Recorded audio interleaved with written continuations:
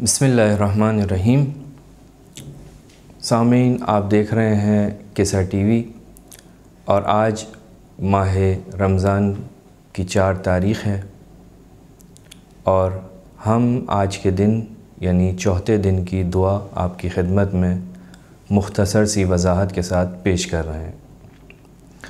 معصوم فرماتے ہیں بسم اللہ الرحمن الرحیم، اللہم قوّنی فیہ علی اقامت امرک وَأَذِقْنِی فیہ حلاوت ذکرک وَأَوْزِعْنِی فیہ لِأَدَاءِ شکرک بکرمک وَاحْفِظْنِی فیہ بحفظک وسترک یا ابصر الناظرین۔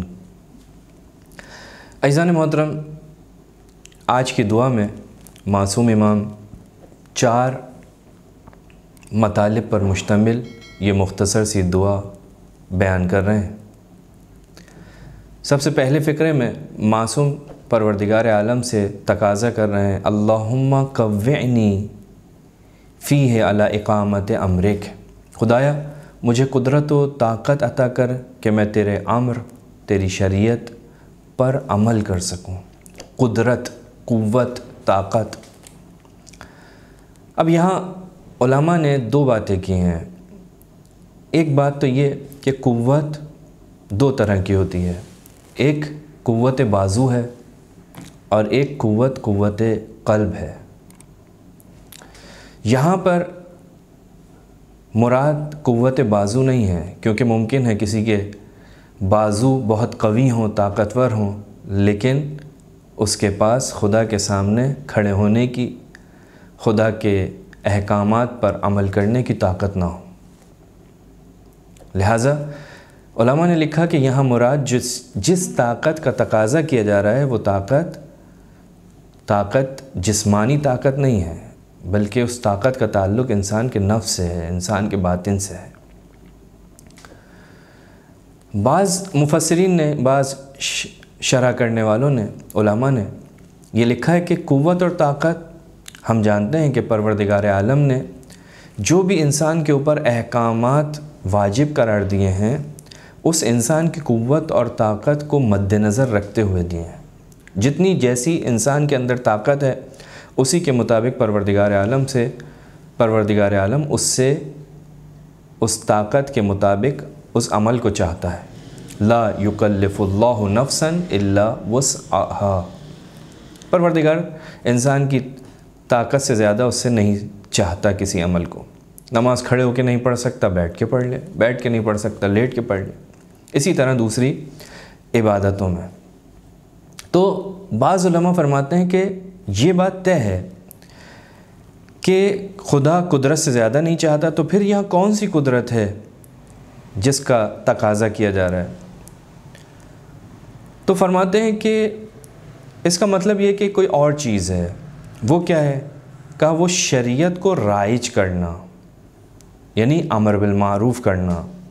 اپنے اوپر شریعت کا نفاذ آسان ہے، لیکن لوگوں کو شریعت پر گامزن کرنا بہت مشکل ہے، جس کے لیے قوت کا تقاضا کیا جا رہا ہے اس جملے میں، یعنی امر بالمعروف کرنے کی طاقت۔ البتہ اس کے اپنی شرائط ہیں، ان شرائط کو مد نظر رکھا جائے۔ دوسرا فقرہ جو آج کی دعا میں ہمیں دکھائی دیتا ہے وہ ہے، امام فرماتے ہیں وَأَذِقْنِی فِیہ حلاوت ذکرک، حلاوت ذکرک، پروردگارہ اس ماہ مبارک میں مجھے اپنے ذکر کی مٹھاس و شیرینی کو چکھا۔ ذکر یعنی خدا کی یاد میرے لیے شیرین ہو جائے، خدا کا ذکر میرے لیے شیرین ہو جائے، یعنی خدا کی یاد، یعنی خدا کی طرف توجہ، اس کے اسماء، اس کی صفات کی طرف توجہ۔ وہ جمیل ہے، وہ حسین ہے، وہ قادر ہے، وہ رازق ہے، وہ مالک ہے، اس کی صفات کے ذریعے اس کو یاد کرنا، یہی یاد خدا کی سب سے بڑی عبادت ہے۔ سب عبادتوں کا مرکز و محور یہی یاد پروردگار ہے، اور جب بندہ خدا کا ذکر کرتا ہے تو پھر پروردگار بھی اس بندے کا ذکر کرتا ہے۔ تیسرے فقرے میں فرمایا وَأَوْزِعْنِي فِيهِ لِأَدَاءِ شُكْرِكَ بِكَرَمِكَ، بار الہ مجھے اس قابل کر دے کہ میں تیرا شکر ادا کر سکوں۔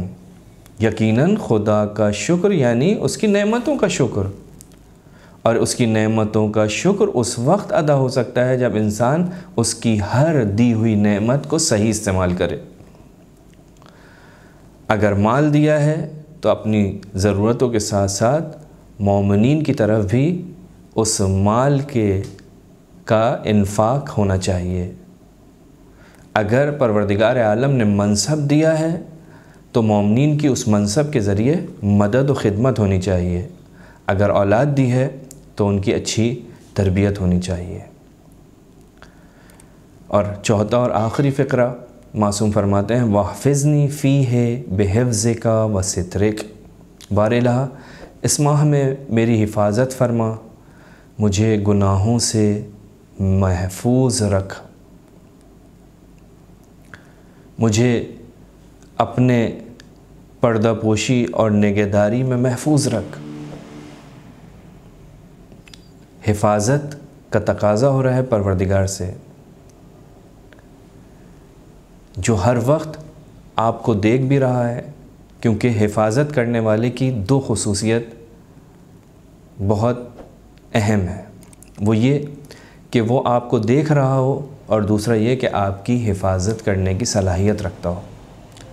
اور کائنات میں پروردگار عالم کی ذات وہ ذات ہے کہ جو ہر وقت آپ کو دیکھ بھی رہی ہے اور آپ کی حفاظت کرنے کی طاقت بھی رکھتی ہے۔ وَهُوَ مَعَكُمْ أَيْنَمَا كُنْتُمْ وَاللَّهُ بِمَا تَعْلَمُونَ بَصِيرٌ، تم جہاں پہ بھی ہو خدا تمہارے ساتھ ہے، اور خدا جانتا ہے کہ تم کیا کر رہے ہو۔ لہٰذا فرمایا وَاحْفِظْنِي فِيهِ بِحِفْظِكَ وَسِتْرِكَ، یا ابصراً ناظرین، اے وہ ذات جو سب سے زیادہ دیکھنے والی ہے۔ وآخر دعوانا الحمدللہ رب العالمین۔